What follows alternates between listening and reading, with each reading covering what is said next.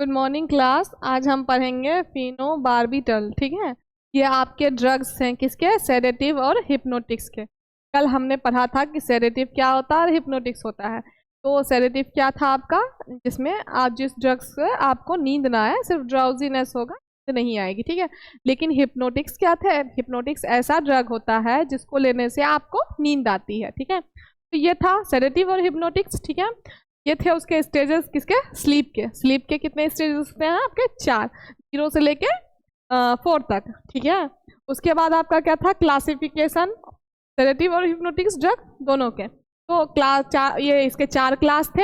एक बार्बिटूरेट, एक बेंजोडाइजेपिन, एक नॉन बेंजोडाइजेपिन, और दूसरा क्या था कि अदर सीएनएस डिप्रेसेंट ड्रग्स, मतलब कि और कैटेगरी के जो ड्रग्स आते हैं जो सीएनएस को डिप्रेस कर सकते हैं, उनके बारे में। ठीक है, के बाद आज हम पढ़ेंगे, इसी में आता है आपका ड्रग, किसमें? सेडेटिव और हिप्नोटिक्स में आता है फिनोबार्बिटल। ठीक है, तो देखते हैं कि हम फिनोबार्बिटल होता क्या है।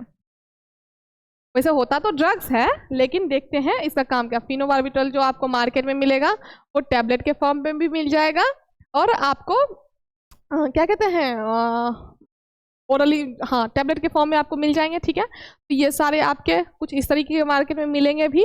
ठीक, आप कहता है कि जो फिनोबार्बिटल होता है वो लॉन्ग एक्टिंग बार्बिचुरेट होता है जो sedative and hypnotics effect show करता है। ठीक है, लॉन्ग एक्टिंग आपने पढ़ा था क्लासिफिकेशन में, long acting drug, short acting drug और अल्ट्रा शॉर्ट एक्टिंग ड्रग था ना।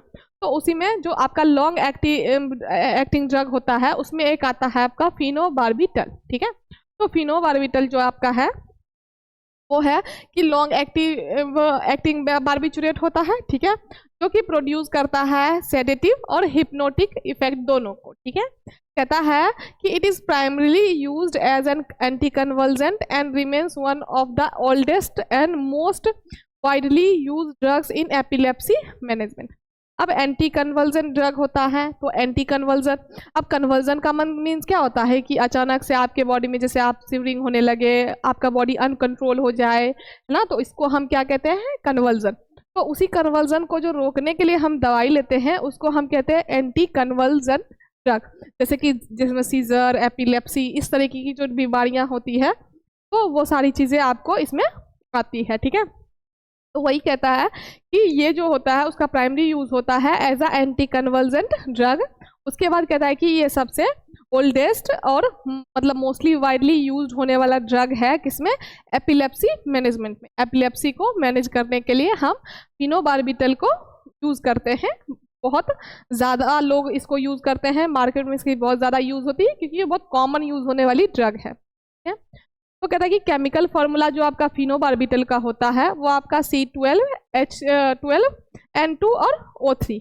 तो ये आपका उसका स्ट्रक्चर हो गया, जिसमें आपका कार्बन 12 होगा, हाइड्रोजन आपका 12 होगा, नाइट्रोजन आपके 2 होंगे और ऑक्सीजन आपके 2 होंगे। ठीक है, तो इस तरीके से आपका स्ट्रक्चर बन जाएगा फिनोबार्बिटल का। ठीक है, अगर हम उसकी IUPAC नेम की बात करें तो उसमें 5 इथाइल, 5 फिनाइल, 1,3 डाइएजिना एजिनेन, 2,4,6 ट्राई 1।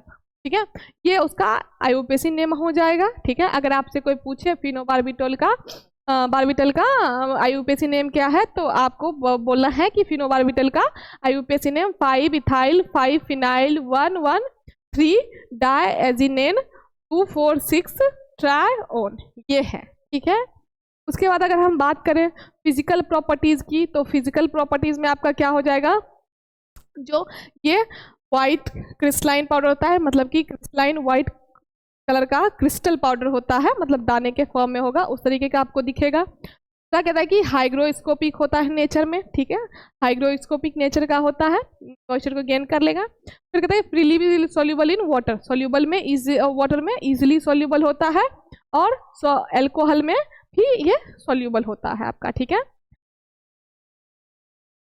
अगर हम बात करें इसकी फार्मास्यूटिकल फॉर्मुलेशन की, तो ये जो है आपका टैबलेट और इंजेक्शन दोनों के फॉर्म में होता है, मतलब इसको ओरली भी यूज़ कर सकते हो आप और पेरेंटली भी यूज़ कर सकते हो। ठीक है, जो टैबलेट वगैरह होगा वो ओरल यूज़ में चला जाएगा और इंजेक्शन जो है वो आपका पेरेंटल यूज़ में चला जाएगा। ठीक है, तो ये हो गया। फिर कहते हैं कि अगर पॉपुलर ब्रांड नेम की बात करें तो वेरोनल, ल्यूमिनल, गार्डेनल, ये सब आपका उसका क्या हो जाएगा, ब्रांड नेम हो जाएगा। ठीक, अगर स्टेबिलिटी एंड स्टोरेज की हम बात करें तो स्टेबिलिटी और स्टोरेज जो इसकी होगी, कहता है कि इसको स्टोर करना है आपको कूल और ड्राई प्लेस में, मतलब जगह जो होना चाहिए वो ठंडा और सूखा होना चाहिए। ठीक है, उसके बाद कहता है कि protect from heat and direct sunlight, आपको इसको हीट के सामने नहीं लाना है और ना ही डायरेक्टली सनलाइट के प्रेजेंस में इसको रखना है। ठीक है, जहाँ पे डायरेक्टली उसको सनरे अटैक करे तो नहीं, ऐसा नहीं रखना है आपको, इसको उससे प्रोटेक्ट करके रखना है।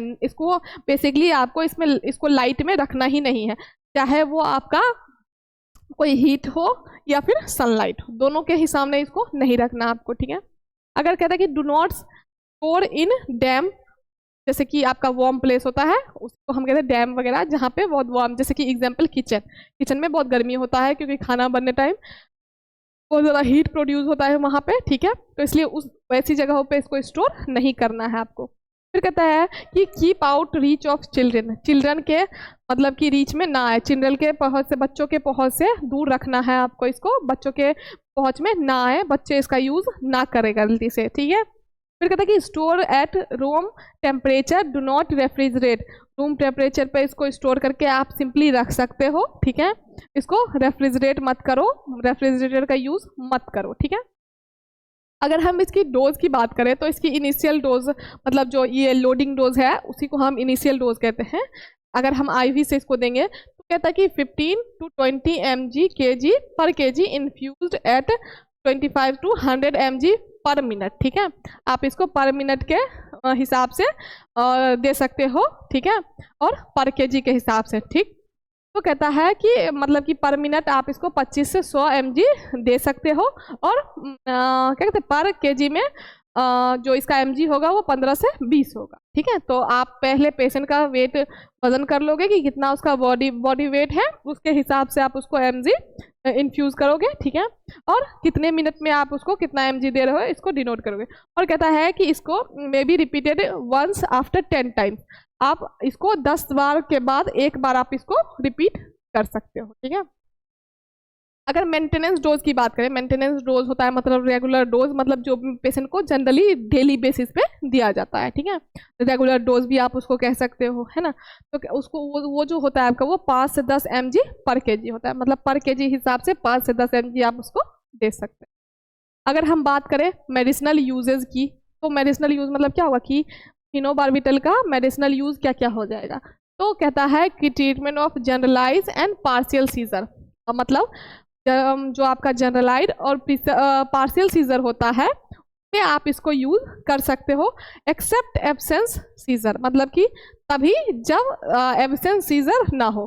अब आप लोग सोच रहे होंगे कि जनरलाइज सीजर क्या होता है, पार्शियल सीजर क्या होता है, एब्सेंस सीजर क्या होता है ना। तो एक बार हम देख लेते हैं कि ये होते क्या हैं। ठीक है, तो जो आपका पार्शियल सीजर होता है वो होता है seizure originating from single location in the brain are consider to have focal onset known as, मतलब कि जिसका एक सिंगल लोकेशन होता है ब्रेन में। ठीक है, कोई एक पर्टिकुलर लोकेशन सीजर का, तो उसको हम क्या कहते हैं, पार्शियल सीजर। ठीक है, और वहीं पे अगर seizure activity originating simultaneously from bilateral hemisphere is consider to have generalize seizure concept. ठीक है, जनरलाइज सीजर जो होता है आपका वो होता है आपका कि जो सीजर का एक्टिविटी होता है वो बाइलेटरल हेमिस्फीयर में होता है, तो वैसे सीजर को हम कंसिडर करते हैं जनरलाइज सीजर के तौर पे। ठीक है, और अगर हम एब्सेंस सीजर की बात करें तो एब्सेंस सीजर जो होता है वो बचपन से ही प्रेजेंट रहता है। ठीक है, किसी में कि मतलब उसको बचपन से ही ये प्रॉब्लम होता है, जैसे कि absence seizure involve brief sudden lapse of consciousness, मतलब कि क्या होता है अचानक से वो अपना कॉन्शियसनेस खोने लगते हैं। ठीक है, अचानक से अपना सुध बुध खो बैठते हैं। ठीक है, उसके बाद कहता है कि they are more common in children than in adult, ये जो होता है वो बच्चों में ज़्यादा होता है एज कम्पेयर टू एडल्ट। ठीक है, तो यही था आपका। फिर कहता है आपका कि मैनेजमेंट ऑफ स्टेटस एपिलेप्टिकस। ठीक है, एपिलेप्टिकस का जो स्टेटस होता है उसको मैनेज करने का भी काम करता है आपको फिनोबार्बिटल। एपिलेप्टिकस का जो स्टेज होता है वो होता है आपका seizure that last too long और a series of seizure where the person does not regain consciousness in between. कहता है कि ये जो सीजर होता है वो बहुत लंबा, मतलब बहुत टू लॉन्ग होता है, और मतलब कि सीरीज ऑफ सीजर होता है, बहुत सारे सीजर होते हैं जहाँ पे कि पर्सन क्या करता है, कॉन्शियसनेस अपना रिगेन ही नहीं कर पाता है। तो इतने मतलब कि अटैक्स आते हैं सीजर के कि मतलब वो अपना जो कॉन्शियसनेस होता है उसका, वो उसको वापस पा ही नहीं पाता है, ठीक है। तो उसको वैसे कंडीशन में आपको उस स्टेटस को मेंटेन करने के लिए, मैनेज करने के लिए आप फिनोबार्बिटल यूज कर सकते हैं, क्योंकि उसका डेली डोज चलता है, ठीक है, अगर रेगुलर बेसिस पे, ठीक है। अगर हम कहें कि use as sedative and anti convergent, आपने पढ़ा था ये एज अ सेडेटिव और एंटी कन्वर्जेंट यूज होता है, ठीक है। फिर कहता है कि historically use in pregnant woman for seizure control. तो आपका ये प्रेग्नेंट वुमेन्स जो होती हैं उनमें भी आप इसको यूज़ कर सकते हैं सीजर कंट्रोल करने के लिए। उसमें क्या होगा कि उनको फिर प्रॉब्लम नहीं होगा इस फिनोबार्बिटल को लेने से, ठीक है। तो फिनोबार्बिटल जो है वो ऐसी प्रेग्नेंट लेडीज भी ले सकती हैं जिनको सीजर का अटैक आता हो, तो वो ये ले सकती है, ठीक है। अब हम दूसरा ड्रग्स की बात करें तो दूसरा ड्रग जो आपका है वो डाइजीपाम है, ठीक है। क्या? डाइजीपाम। तो डाइजीपाम जो होता है वो एक बेंजोडाइजेपिन का ही फॉर्म होता है, डेरिवेटिव होता है with anxiolytic, anti conversion, sedative and skeletal muscle relaxant properties. इसके पास मतलब कि एंजाइटी से बचने के लिए या फिर कन्वर्जन से बचने के लिए सेडेटिव इफेक्ट होता है इसमें, मसल को रिलैक्स करने का काम करता है ये। तो ये सारे प्रॉपर्टीज इसमें पाए जाते हैं। डाइजीपाम में आपको एंजाइटी से रिलेटेड भी आपको प्रॉपर्टीज मिल जाएंगी, कन्वर्जन से भी, सेडेशन से भी, और मसल को रिलैक्स करने का भी काम करता है कौन? डाइजीपाम। इसमें ये सारे प्रॉपर्टीज प्रेजेंट होते हैं, ठीक है। इसका जो केमिकल फार्मूला होगा वो आपका होगा C16H13 क्लोरीन N2 और O, ठीक है। ये स्ट्रक्चर आपका है, ठीक है। इसमें आपको 16 कार्बन मिल जाएंगे और एक क्लोरीन का ग्रुप मिल जाएगा, ठीक है। उसके बाद आपको हाइड्रोजन आपको 13 मिलेंगे, ठीक है, और ऑक्सीजन आपको 1 मिलेगा, ठीक है। तो ये हो गया आपका इसका स्ट्रक्चर। अगर आपको पूछे कोई कि डाइजीपाम का आईयूपीएसी नेम क्या होता है तो कहोगे आप 7 chloro 1,3 डाइहाइड्रो 1 methyl 5 phenyl 2H 1,4 benzodiazepine 2ONE, ठीक है। तो ये हो गया इसका नोमेनक्लेचर, मतलब आईयूपीएसी नेम इसका हो गया, ठीक है। ये आपका डाइजीपाम इंजेक्शन है, वो आपका टेबलेट आप देख रहे हो मार्केट में आपको इस तरीके का मिलेगा। अगर हम इसकी फिजिको केमिकल की प्रॉपर्टीज करें, मतलब फिजिकल और केमिकल प्रॉपर्टीज की बात करें, तो ये आपका ऑफ वाइट होता है, ऑफ वाइट टू येलो होता है, मतलब कि हल्का येलो से लेके वाइट से लेके येलो तक ही इसका आपको देखने को मिलेगा। ऑर्डरलेस क्रिस्टलाइन पाउडर होता है, कोई स्मेल वगैरह इसका नहीं होता है, ठीक है, और क्रिस्टल के फॉर्म में होता है। कहता है tasteless initially followed by a bitter aftertaste. कहता है कि शुरुआती में जब आप लेते हो तब तो वो आपको टेस्टलेस लगता है, लेकिन जब आप उसको ले लेते हो उसके बाद जब आप उसका टेस्ट सेंस करते हो तो वो आपको थोड़ा बिटर लगेगा, ठीक है। अगर हम फार्मास्यूटिकल फॉर्मुलेशन की बात करें तो ये ओरल टैबलेट होता है, मतलब आप इसको ओरली ले सकते हो। इंट्रामस्कुलर भी होता है, IM के थ्रू ले सकते हो आप इसको इंजेक्शन, इंट्रावेनस इंजेक्शन होता है IV के थ्रू। उसके बाद रेक्टल जेल भी इसका होता है। तो ये चारों ही फॉर्म में प्रेजेंट है, ओरल, IM, IV और रेक्टल, ठीक है, ओके। अगर स्टेबिलिटी एंड स्टोरेज की इसकी बात करें तो इसको आप 20 से 25 डिग्री पे सेल्सियस पे आप इसको स्टोर करके रख सकते हो, ठीक है। फिर कहता है कि प्रोटेक्ट फ्रॉम डायरेक्ट सनलाइट, इसको भी आपको डायरेक्ट सनलाइट में नहीं आने देना है। उसके बाद इसको बच्चों के रीच से, बच्चों के पहुंच से इसको दूर रखना है, ठीक है। 20 से 25 डिग्री पे इसको स्टोर कर लोगे, सनलाइट से दूर रखोगे, चिल्ड्रन के पहुंच से दूर रखोगे, ठीक है। उसके बाद पॉपुलर ब्रांड नेम्स की अगर हम बात करें तो वेलियम, डाइजीपाम और डिज़पाम, ठीक है। ये आपके 3 नाम हैं जिन नामों से आपके ये ड्रग्स आते हैं, ठीक है। फिर अगर डोज की बात करें तो इसका जो स्टैंडर्ड डोज होता है वो 2 से 10 mg होता है, 2 to 4 टाइम्स डेली, मतलब 2 से 4 बार आप इसको डेली दे सकते हैं। उसके बाद मेडिसिनल यूजेज जो इसकी होती है उसका होता है आपका treatment of anxiety disorder. Anxiety disorder में आप इसको यूज कर सकते हैं। एल्कोहल विड्रॉवल सिम्टम, मतलब मान लो कि किसको बहुत ज़्यादा शराब पीने की लत हो, एल्कोहल कंज्यूम बहुत ज़्यादा करता हो, तो उसके लिए भी आप उसको कंट्रोल, उसका एल्कोहल छुड़वाने के लिए या उसको पीना कम करने के लिए आप इसका डायजेपाम का यूज़ कर सकते हो, ठीक है। उसके बाद सीजर को मैनेजमेंट करने के लिए, सीजर मैनेजमेंट में भी आपका यूज़ हो जाएगा। और मसल स्पाज्म अगर होता है तो उसमें भी रिलीफ आपको मिलेगा, ठीक है। उसके बाद सेडेशन बिफोर मेडिकल प्रोसीजर, जैसे सर्जरी वगैरह या मेडिकल प्रोसीजर जो भी होते हैं, उनसे पहले अगर आपको सेडेटिव डोज का ज़रूरत होगा तो उसके लिए आप सेडेशन के लिए भी इसको यूज़ कर सकते हो, ठीक है। अगर कहता है कि approved as nasal spray for acute seizure interruption, ठीक है। कहता है कि एज अ नेजल स्प्रे ही इसको अप्रूव किया गया है एक्यूट सीजर वगैरह के लिए, ठीक है। तो ये था इसका मेडिसिनल यूज़, क्या क्या, एंजाइटी में, उसके बाद अल्कोहल विड्रॉवल में, ठीक है, सीजर को मैनेज करने के लिए, मसल स्पाज्म को से रिलीफ पाने के लिए, सेडेशन प्रोसीजर, सेडेशन एक्टिविटी के लिए इसको आप यूज़ कर सकते हो, और नेजल स्प्रे के तौर पे आप इसको सीजर में, एक्यूट सीजर में यूज़ कर, ठीक है। ये था आपका 2 ड्रग्स, कौन सा, डायजेपाम और फिनोबार्बिटल, ठीक है। तो फिनोबार्बिटल के बारे में आपने देख ही लिया कि ये आपका लॉन्ग एक्टिव बार्बिचुरेट होता है, इसका सेडेटिव और हिप्नोटिक का काम होता है, ठीक है।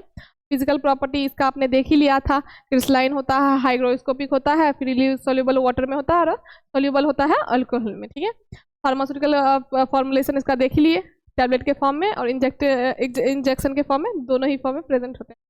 स्टेबिलिटी स्टोरेज आपने देख लिया था। यूजर्स की बात करें तो यूजर आपका ये जनरलाइज और पार्शियल सीजर दोनों में होता है, बस एब्सेंस सीजर में नहीं होता बच्चों के लिए, कहता कि। उसके बाद मैनेजमेंट ऑफ स्टेटस, मतलब कि क्या करता है, जो एपिलेप्टिकस का जो स्टेज होता है उसको स्टेटस होता है उसको मेंटेन करने का काम करता है, एंटी कन्वल्जेंट और सेडेटिव का भी काम करता है। उसके बाद जो प्रेग्नेंट वुमन होती है उसमें भी सीजर का कंट्रोल करने का काम करता है फिनोबार्बिटल।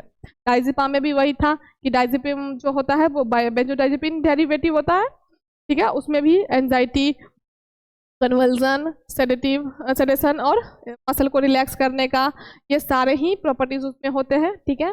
अगर उसकी फिजिको येलो कलर का होता है, ऑर्डरलेस क्रिस्टलाइन पाउडर होता है, ठीक है, टेस्टलेस होता है, लेकिन बाद में जब आप इसको लेते हो उसके बाद इसका थोड़ा सा टेस्ट आपको फील होगा, तो वो बिटर टेस्ट होगा, ठीक है। अगर इसकी बात करें स्टेबिलिटी वगैरह की तो 20 से 25 डिग्री पे स्टोर कर लो, सनलाइट से दूर रखो, बच्चों से दूर रखो। और इसकी जो यूजेस होगी वो आपको देख ले ही लिया, एंजाइटी डिसऑर्डर हो गया, उसके बाद हो गया अल्कोहल से छुटकारा पाने के लिए, सीजर वगैरह के लिए, मसल स्पाज्म के लिए और मेडिकल प्रोसीजर के लिए। उसके बाद जो आपका नेजल स्प्रे के तौर पे एक्यूट सीजर में यूज है, ठीक है। कल के लेक्चर के लिए हम इसको रखते हैं, नाइट्राजिपाम वगैरह कल पढ़ेंगे, आज के लिए आपका इतना ही था। Thank you so much.